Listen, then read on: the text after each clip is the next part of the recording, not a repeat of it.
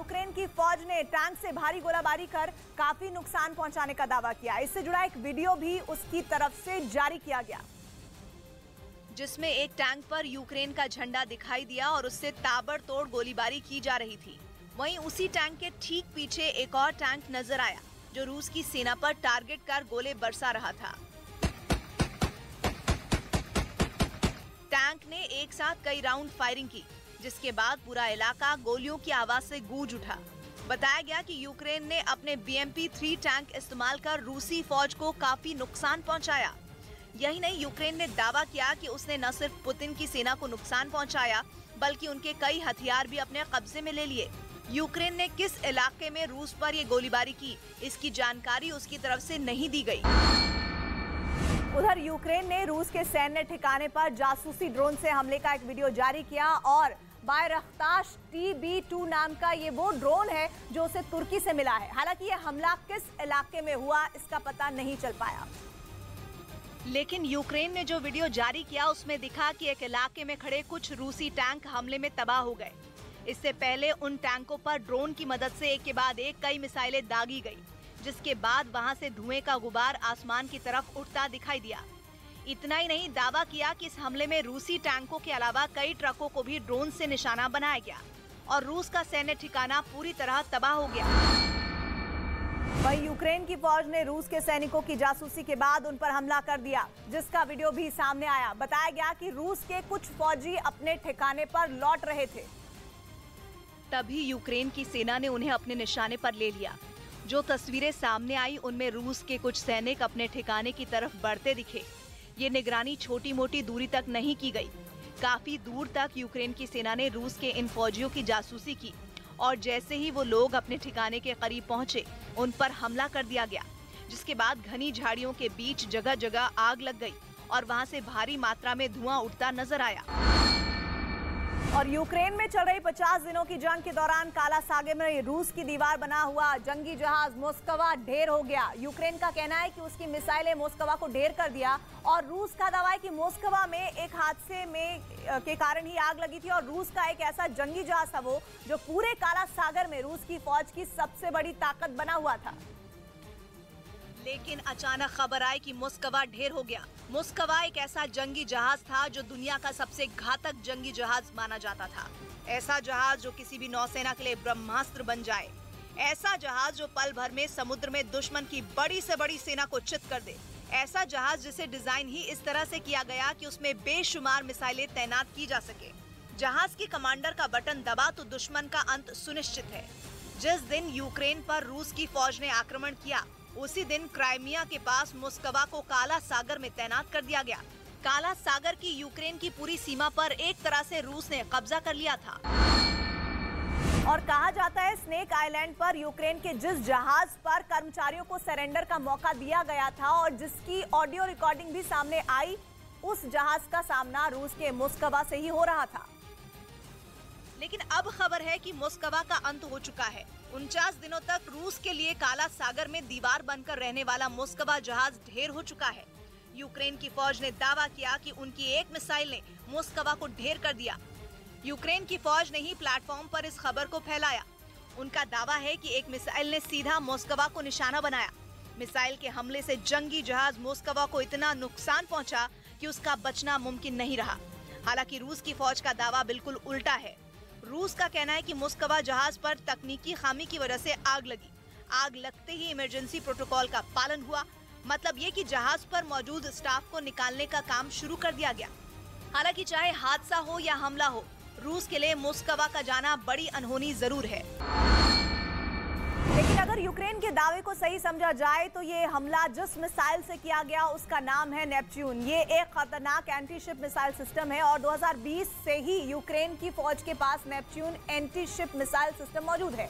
किसी भी दुश्मन के जहाज पर हमला करने के लिए ये अपने ही रडार का इस्तेमाल करती है ताकि निशाना एकदम सटीक हो। खुद रूस की सेना से जुड़ी जानकारियां देने वाली कुछ ऐसी एजेंसियां बताती हैं कि नेपच्यून एक खतरनाक मिसाइल सिस्टम है और इसमें एक मिसाइल सिस्टम में 6 लॉन्चर हैं।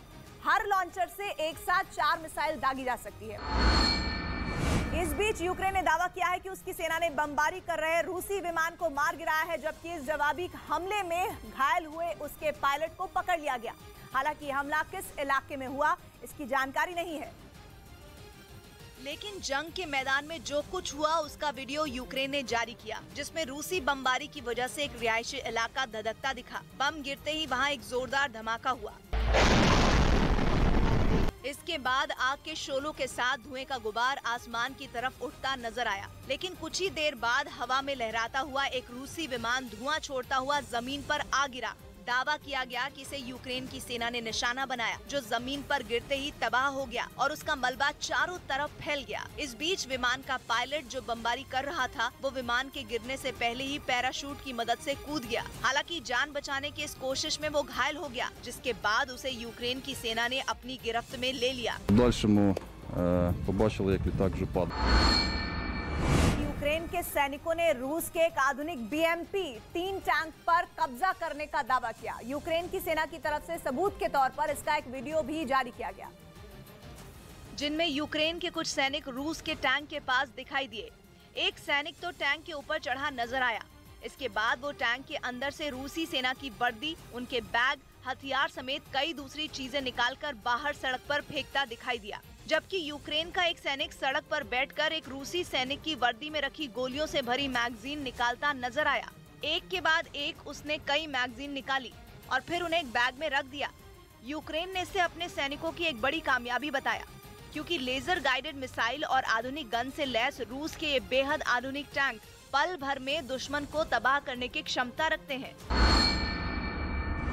उधर रूस की सेना ने यूक्रेन के खार्किव में जबरदस्त बमबारी की। शहरों के अलग अलग इलाकों में कुछ जगहों को रूस के सैनिकों ने अपने निशाने पर ले लिया, जिसका एक वीडियो भी सामने आया। उसमें साफ दिखा कि रूसी फौज ने कहीं किसी इमारत पर बम बरसाए तो कहीं किसी पार्क पर बमबारी की। हमलों का सिलसिला शुरू हुआ तो थमने का नाम दूर दूर तक दिखाई ही नहीं दिया। इससे पहले कि एक जगह पर हुए धमाके को कोई समझ पाता, तब तक उससे कुछ ही दूरी पर एक दूसरे धमाके ने सबको दहलाकर रख दिया। हमले में वो सभी इमारतें और दूसरी जगहों का जैसे नामो निशान ही मिट गया। जो तस्वीर सामने आई उनमें एक इमारत तो बमबारी में ऐसे ढह गई जैसे कागज से बनी कोई चीज। बाद में वहां लगी आग को बुझाने के लिए दमकल के कर्मचारी पहुंचे ताकि वो आसपास न फैले। मतलब अपनी चेतावनियों का स्वीडन और फिनलैंड पर कोई असर पड़ता न देख पुतिन के खासम खास और रूस के पूर्व राष्ट्रपति दिमित्री मेदवेदेव ने परमाणु हथियारों के जखीरे का जिक्र छेड़कर पूरी दुनिया में सनसनी फैला दी। उन्होंने दो टूक कहा कि उनके दोनों पड़ोसियों के नेटो से जुड़ने पर यूरोप के सुरक्षा के समीकरण बिगड़ेंगे, जिसे सुधारने के लिए रूस को इलाके में अपने परमाणु हथियार भी तैनात करने पड़ेंगे। मतलब पुतिन के सिपह सालार ने सीधे सीधे परमाणु जंग की धमकी ही दे डाली, ताकि फिनलैंड और स्वीडन जैसे देश, जिनके पास परमाणु हथियार तो दूर रूस का सामना करने की सैन्य ताकत ही नहीं है, वो नेटो से जुड़ने का ख्याल अपने जहन से निकाल दें। दिमित्री मेदवेदेव रूस की सिक्योरिटी काउंसिल के डिप्टी चेयरमैन का पद संभाल रहे हैं। ऐसे में उन्होंने साफ कहा कि अगर दोनों देश नेटो से जुड़े तो रूस भी हाथ पर हाथ धरे बैठा नहीं रहेगा और अपनी सुरक्षा के लिए बाल्टिक सागर में अपने परमाणु हथियार उतार देगा और तो और अपनी सेनाओं की तैनाती भी बढ़ाएगा। बाल्टिक सागर अटलांटिक महासागर का हिस्सा है, जिसके इर्द गिर्द स्वीडन, फिनलैंड, रूस, Estonia, Latvia, Lithuania, Poland, Germany और डेनमार्क जैसे देश आते हैं।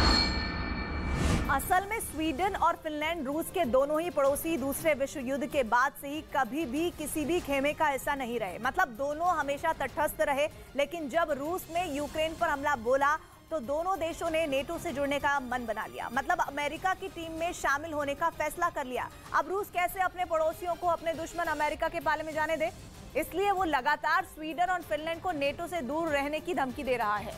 दिक्कत यह है कि रूस अपनी पश्चिमी सीमा पर नेटो देशों से घिरा हुआ है। उसके पड़ोस में नॉर्वे, एस्टोनिया, लातविया, लिथुआनिया और पोलैंड नेटो के सदस्य हैं।